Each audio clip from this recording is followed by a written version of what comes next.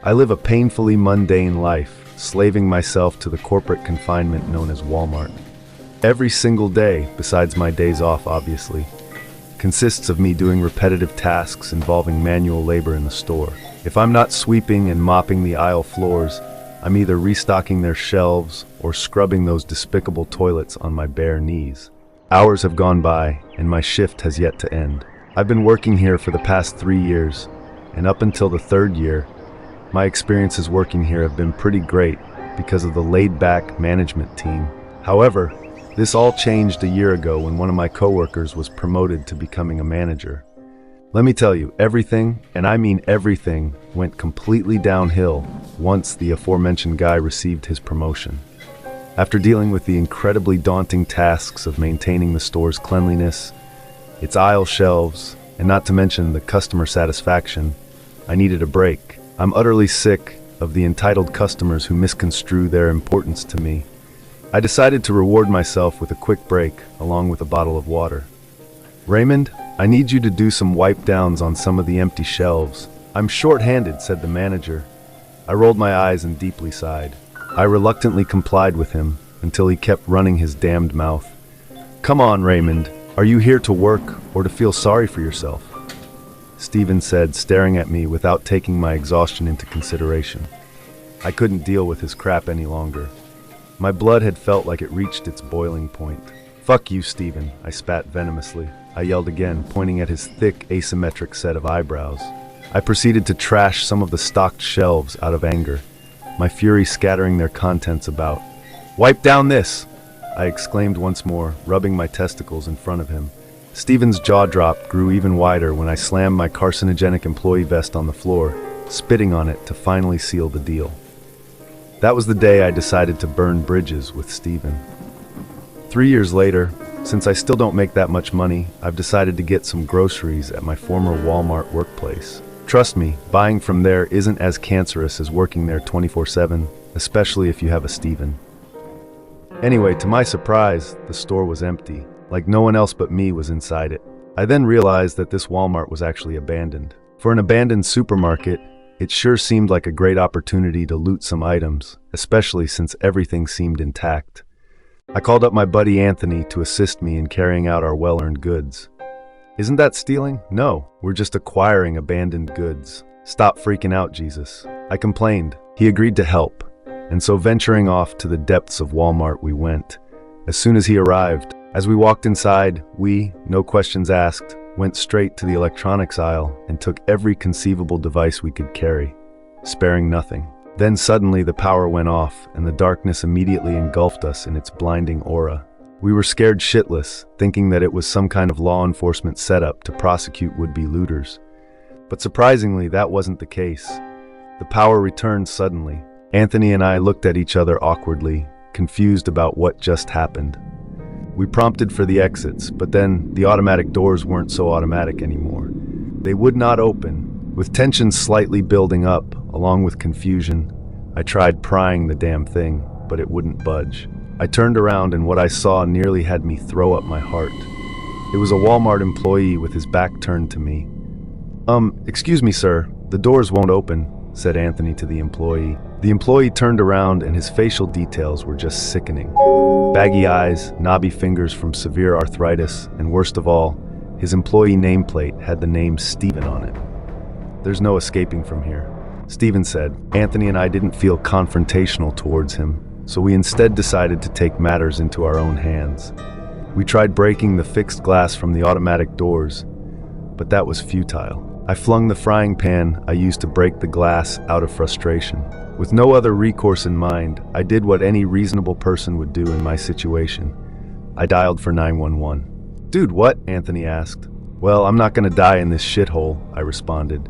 The phone couldn't even connect me to emergency services. Then, 2 white female children were staring at us. These kids, God, their eyes were sucking the souls out of our bodies. These girls were literally black-eyed. Their eye colors were deep black, staring at us. We tried to run, but they persistently chased us. Freaking out, I immediately made my way to the fresh produce section, where a basket of crisp apples was just conveniently waiting for me. Without a second thought, I grabbed the basket as the girl was chasing me. She had me cornered at a dead end. I didn't know what else I could have done, so I grabbed some of the apples and aggressively threw them at her. She wasn't fazed at all. Instead, it made her even more angry. "Work at Walmart, work at Walmart, work at Walmart," she kept muttering endlessly. All of a sudden, she disappeared, and the words "abandoned by Walmart" were scribbled behind me. I ran as fast as I could to the exits. Much to my surprise, though, the doors were wide open. But before I could leave, I frantically searched for Anthony. I found him. He was wearing the employee vest. I'm writing this because I don't know where else I can put it. I can never tell someone or post it online under my real name. I just really don't know what to do. This happened a couple nights ago, on Saturday. I'm a vlogger, like for YouTube, and a fairly big one, not to brag. I was doing one of those overnight challenges, like the thing where you stay somewhere weird overnight, and this time I had picked Walmart. Why, I honestly don't know. Now I wish I hadn't. Maybe I thought the title 24-Hour Walmart Overnight Challenge would attract lots of viewers. But I don't care about that anymore.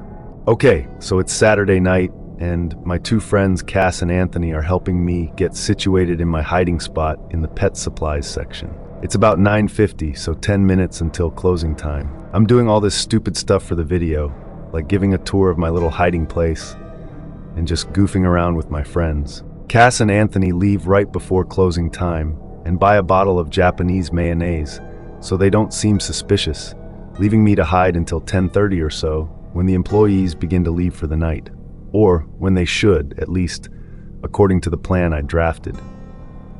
This whole time I'm filming little comedy clips while hiding, things people will find funny so they'll share my video and stuff.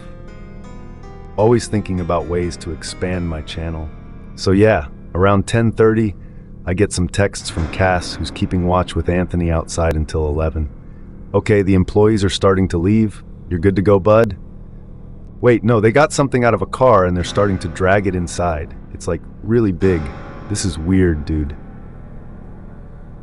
And she sent some pictures of a tall guy and a blonde girl, both in trademark blue Walmart vests, dragging a long, heavy-looking package towards the store's back door by the loading dock. Of course, despite the bizarre, ominous sight in front of me, my curiosity gets the best of me, and I silently follow the employees throughout the dim, silent store. I make sure the camera is recording. At this point, I'm just kind of weirded out and thinking that this video is going to get so many views thanks to these strange employees. The title, "Weird Walmart Employees After Dark Gone Spooky," is bound to get millions of views. Maybe it will even end up on every vlogger's dream, the YouTube trending page. Anyway, that's not important now, but what happened next is, and I'll never ever forget it. The three of us finally find our way to the center of the store, where there are cardboard displays advertising cheap as seen on TV products. I hide behind a cutout of a smiling woman, holding a device that supposedly aerosolizes crystals to align your chakras or something, and watch as they begin to unwrap layers and layers of something plasticky around the package. The blonde woman mumbles something in a low voice into a walkie-talkie, and moments later, the lights are shut off completely, leaving the store absolutely dark.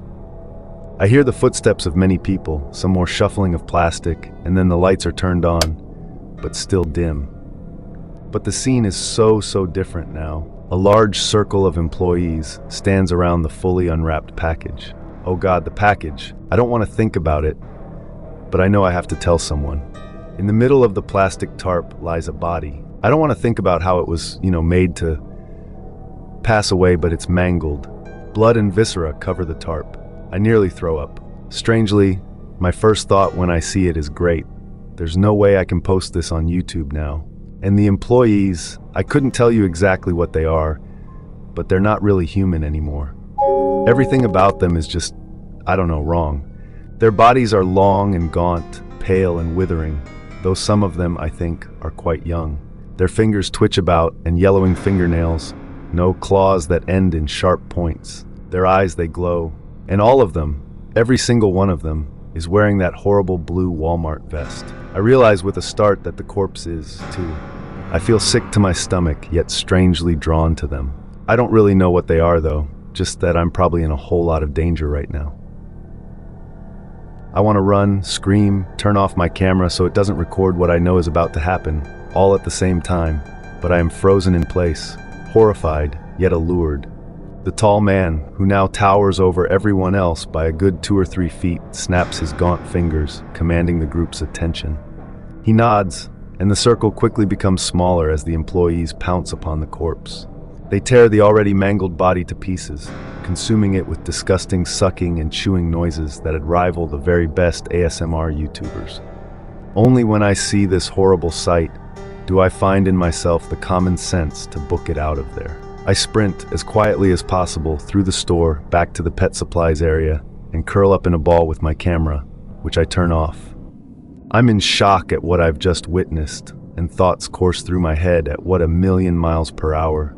Should I call the police? How am I supposed to make a completely new video by next week for my subscribers? Obviously, I can't post this one. What if I'm caught? Could Cass and Anthony help me escape? And of course, am I gonna die here? I've been there for just a few minutes when the lights are completely turned on and a male voice comes over the intercom. Okay guys, get on it. Let's try to get home early. It's time for go-backs. And everyone please make sure the whole store is clean, spick and span for tomorrow's shoppers. Or face the consequences. He adds menacingly, then follows it with, I'm just kidding, but seriously guys, please clean everything. What could that be code for? Oh yeah. Maybe the huge bloody mess you guys made in middle of the store? Suddenly, a group of employees is by my hiding place. They seem different from before, all normal size, laughing and joking among themselves. The blonde woman is there, reshelving misplaced cans of pet food. Of course, because this is Walmart, someone has nicely left several heavy bags of dog food in the aisle where I'm hiding. And of course, it's this blonde lady's duty to put it back. She picks a bag up easily and leans down to put it on the bottom shelf where I am. I hold my breath, desperately hoping she won't see me, but she does. Her piercing blue eyes wordlessly command me to get out. I uncurl myself and push myself out until I stand between her and the group in the aisle. Basically, I'm trapped. You shouldn't be here. I nod vehemently. I'm sorry. I fell asleep while getting food for my dog. Really? With your video camera? She gets some kind of staticky message over her walkie-talkie and nods. Fine, we'll let you off this time, but now you owe us. This is technically trespassing, you know? A good-looking guy hands her a vest, seemingly from nowhere. We're short on seasonal hires and you'd be perfect for the job. She hands me the vest. You start tomorrow.